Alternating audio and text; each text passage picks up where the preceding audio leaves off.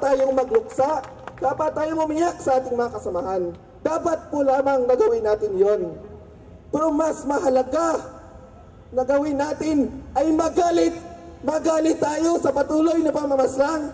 Magalit tayo sa mga taong nasa kapangyarihan na hinayaan ng itong ganitong pangyayari sa ating bayan. Tayong mga journalists, kung pupunta tayo sa Mindiola, sa karamihan, tayo ay nagko-cover ng mga protesta at aktibidad dito. Ngunit ngayong araw, tayo hindi nagko-cover lang, tayo ay nagpo-protesta. Bahagi tayo ng balita ngayon. At tayo ay nagdidemanda ng katarungan.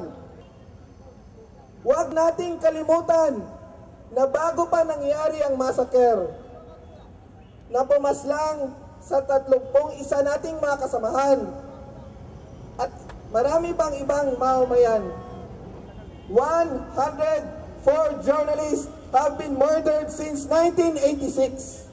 67 under the Arroyo administration. Tungkulin natin na ipahayag ang katotohanan.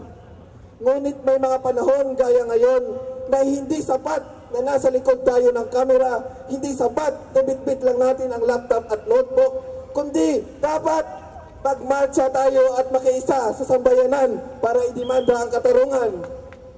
Mga kasamahan sa media at kapwa Pilipino, huwag nating tigilan ang ganitong pagkilos. Huwag tayong titigil hanggang ang pinakahuling killer sa Maguindanao, ang mga mastermind at yung nasa kapangyarihan na hinayaan na mangyari ito ay mabilanggaw at maparusahan. Huwag na huwag tayong titigil. Isumpa natin yan sa ngayong araw at sa darating pang mga araw. Salamat.